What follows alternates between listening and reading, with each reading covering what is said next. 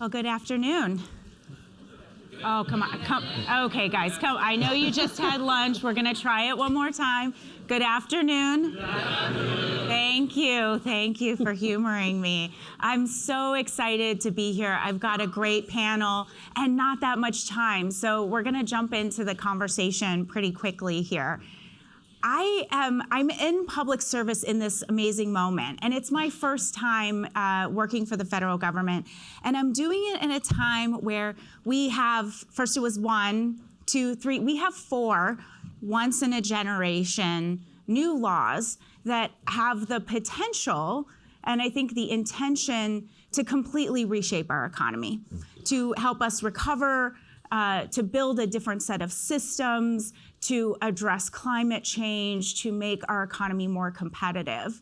But we all know, because we've been working on this a long time, as have a lot of people in this room, that opportunity without intentionality at best is going to maintain the status quo, but actually risks widening the gaps. These very things, these very new tools that we are relying on to help us address the gap could in fact end up widening it if we don't bring intentionality to how we implement and how we work together. Certainly, I'm not under any auspicion here that the federal sector is going to do this on its own. That's why we've got a great set of partners.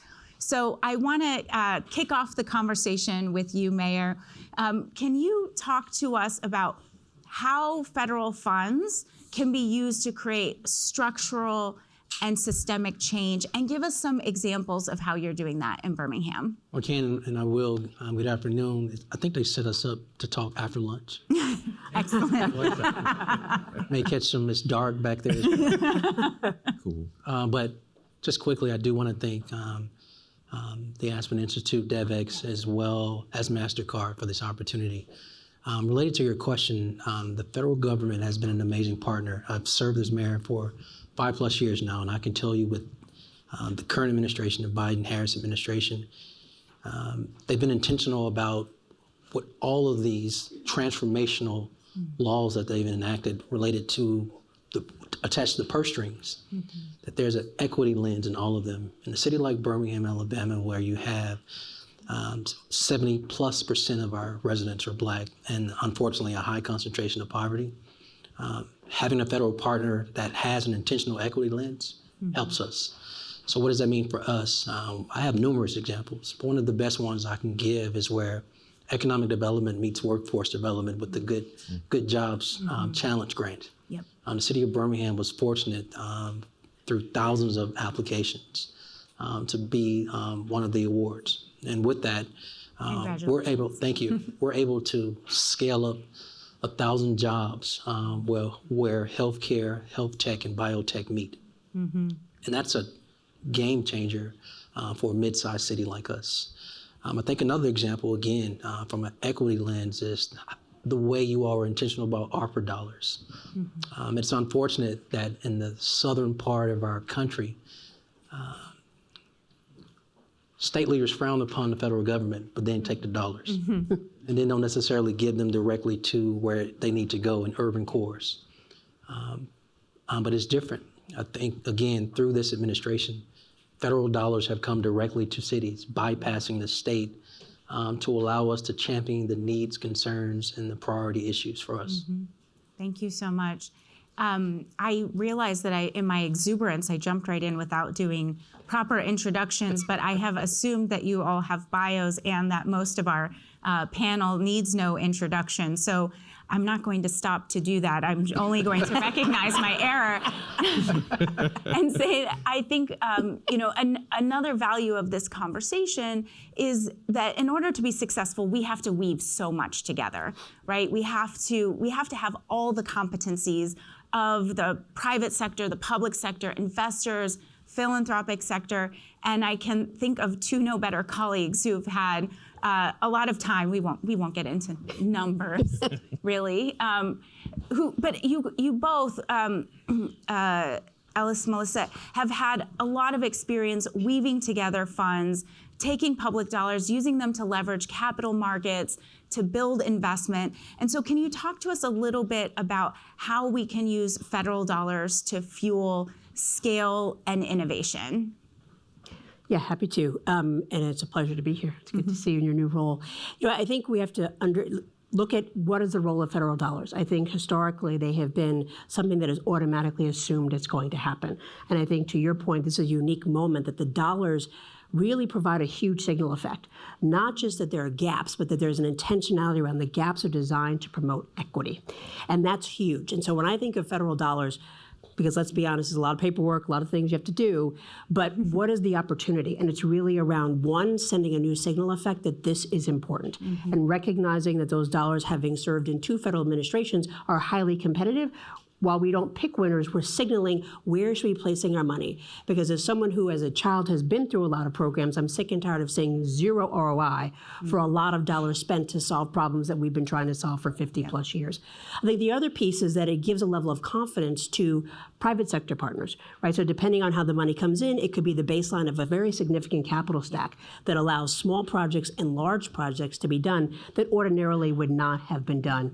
And I think the final thing is that it allows people in the communities that we serve to see that people actually care about them. Right? There is a very different message sent if it's just philanthropy, if it's just charitable, and it goes to the favorites, and it's not looking at systemic issues. And so I think the presence of federal dollars, again, beyond the cash, allows the community to feel like this is a worthy investment, which opens up an incredible array of opportunities to then bring multiple spectrums of capital to say, it is worth investing here, and we have an intentionality of actually solving the problem, not just making it better. Yeah.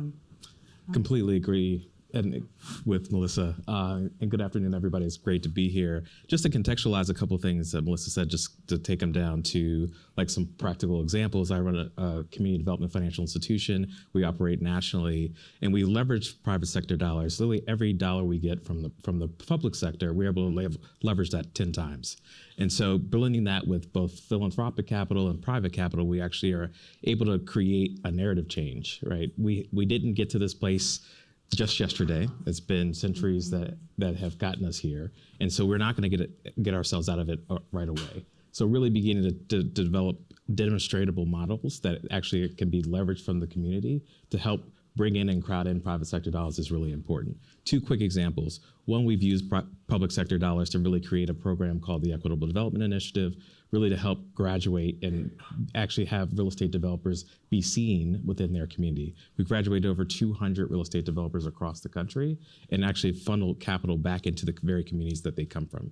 Secondarily, about 50% of the population, particularly the African American population, have subprime credit scores. So how do you crowd them into the traditional markets? You can't, right? So you have to be able to have the flexible capital that we've been able to leverage from the public sector to create new products that we can basically show demonstratable models that can be scaled by leveraging private sector capital. You know, you guys are hitting on something that I think is so important and that we've really leaned into at Treasury, which is capital delivery partners matter. So often our tools on the federal level can be really blunt instruments, and getting capital into the hands of folks that are proximate, that are close to communities, that have solutions are really important. I'm wondering if really for any of you to just say a little bit more about the unique program development or product development that you've done, hopefully with federal dollars, but even talking about where you think there are opportunities for the federal sector to do more that allows you to design for communities that are just not being served by traditional programs or products. So I'll share one, and the money came from the federal government down to the District of Columbia, and we're hoping to get some leverage with SSBCI dollars. But for a long time, if you were in the state of Virginia or state of Maryland, there was a venture fund that was state-sponsored that was for entrepreneurs, and DC never had one. It's one of the other challenges of not being a state. And so for years, they had thought about it, and then they launched a process by which they put up $1.25 million the first year, and then $1.9 the second year, to be able to invest in Black and brown entrepreneurs, specifically those east of the river. And so we were selected to do that, and then we put up our own match. And we put up our own match through our own dollars that we had earned through revenue-generating activities and through philanthropic dollars. And so now we have almost $10 million that we can actually deploy in a place where historically no one has ever had a venture from the District of Columbia. Nobody's ever cared. And it's not just about venture fund. We're not looking for equity businesses. We do equity, we do revenue-based financing, and we do debt. And there's a huge wraparound down from the philanthropic sector of one-on-one support. But the whole point of the program is not just to get them up and running, it's to connect them to financial institutions. So I'm going to be calling Ellis in a second. Please do. But I think what it is that it is unlocked private capital. It is also a catalyst. Say, how do I then put you back into mainstream opportunities to continue to capitalize your business year over year after you've gotten it really on stable footing post-COVID? Yeah. Well, just quickly, I didn't give all the detail in the Good Jobs Challenge, but again, I just think that's another great example where the federal government is being intentional about equity. Those jobs are centered around those who have been in the back of the line. Those are black and women. And so I think, again, with this partnership, we can scale up and provide that opportunity. But for this grant from the federal government, I think jobs will be available, but it necessarily wouldn't be available to black women or just women in general. And I think in the work that you guys have done done a lot to incorporate community voice and community perspective, which I think is also really important. I don't know if there's more that you can say about the way that you've been able to aggregate the perspective of communities that, often don't feel like they have a voice anyways, but we see this all the time, products and programs that are designed to go rescue people, and then they get to those communities and they don't work because they don't actually match up with the actual needs, or they're not delivered through a trusted partner. And so I believe where the federal government and local government are alike is that we have ideas, but our ideas don't always match what's on the ground. Or we think we have something that's solvable, but it doesn't work in a certain community. Yep. And so every single thing we've done has not only been through partnership at a high level with the state or federal government or private sector, such as our relationship with MasterCard, but on the ground at the local level, we spend more time listening than talking. And I think from those listening sessions, those listening tours, talking to those who have the ear of the people as well as the people themselves, our services were able to solve problems quicker. We're actually able to close gaps, and then it's data-driven and we can track it. Yeah. It's not just a feel-good, hey, we have these dollars over here, let's implement a program over here. Yep. There's actually accountability, follow-through, and follow-up, but that's based on the relationships on the ground. The data is so important, and something I've been really passionate about at Treasury is, Melissa, you mentioned SSBCI. For the first time in a federal small business program, we'll be collecting race, ethnicity, gender identity, disaggregated AAPI categories, and MENA ancestry. And having that data, well, I think it's going to be behavior change for people that are not used to providing that data, certainly some systems change for those that are new to collecting it, but without that, we can't know whether we're meeting our aspirations. Right.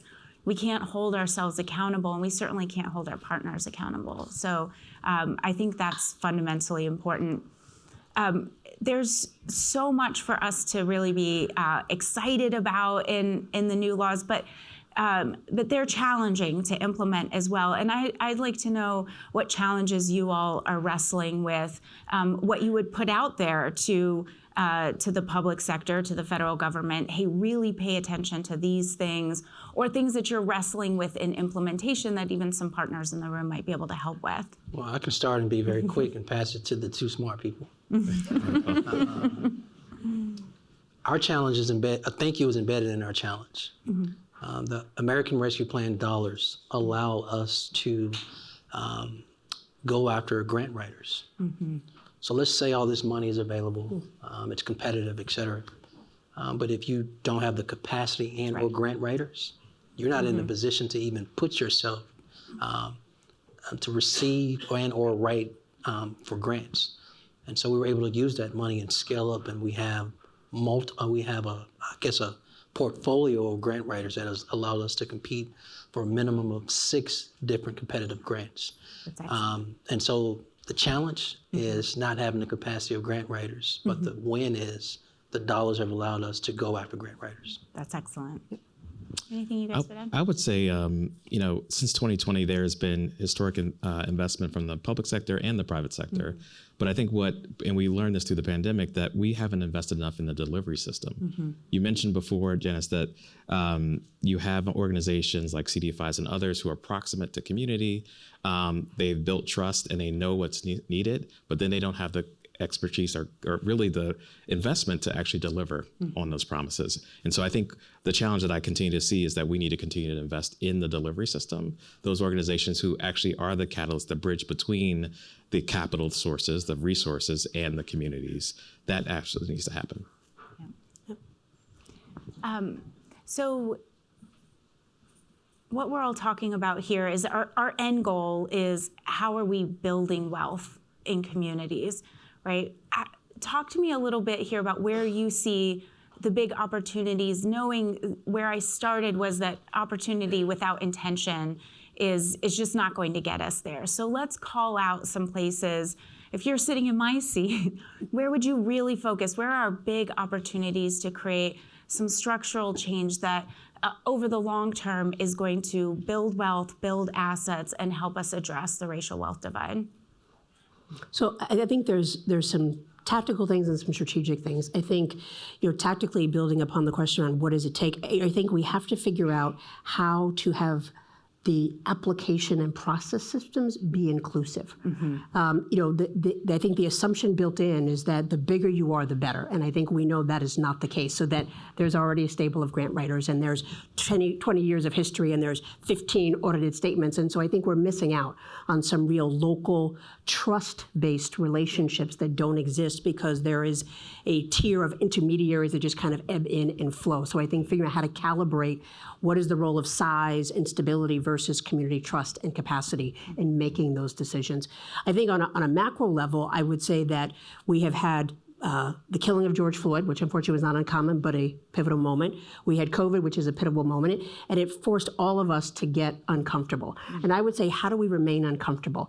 As a finance person, right, Peter Arnault says that the most likely way to have an investable portfolio is to be uncomfortable. Mm-hmm. And so I think we have to figure out how to carry this moment without the threat of the pandemic to say we cannot afford, literally and figuratively, to go back to status quo. This is a moment in time. Real quick, Jan Van Zant used to say, first you get a whisper, then you get a tap, then you hit the brick wall when it's time for you to change. COVID and George Floyd were the tap. Before we hit a brick wall, we need to figure out how does the federal government and everybody else make a change to understand that what we've been doing for 100 plus years is not going to work, particularly in light of economic opportunity, and certainly in light of the shift from people being called the minority to now actually being the new majority, and how do you adapt to that and support them? Yeah. I'll just quickly say that part of your beginning of your question was if we were sitting in your chair. Yeah. At Treasury. Treasury is already on notice, again, that those at the state level throw their thumbs at you, their nose at you. They're disrespectful to the federal government. I'll just say it plainly. And I think I'll speak for any mid-sized mayor, small-town mayor, or big city mayor. Treasury has shown that you all have the power to give resources directly to cities. Please bypass the state.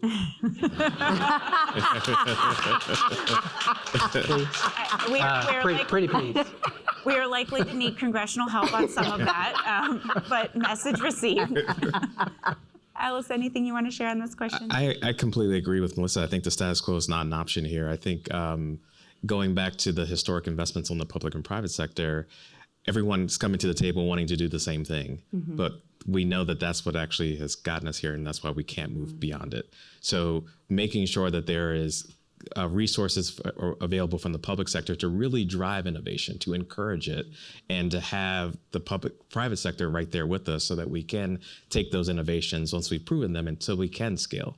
Because to me, part of really beginning to make this change is really making sure that the narrative change really happens, because there is a misperception between real and perceived risk as it relates to people of color and investment in them.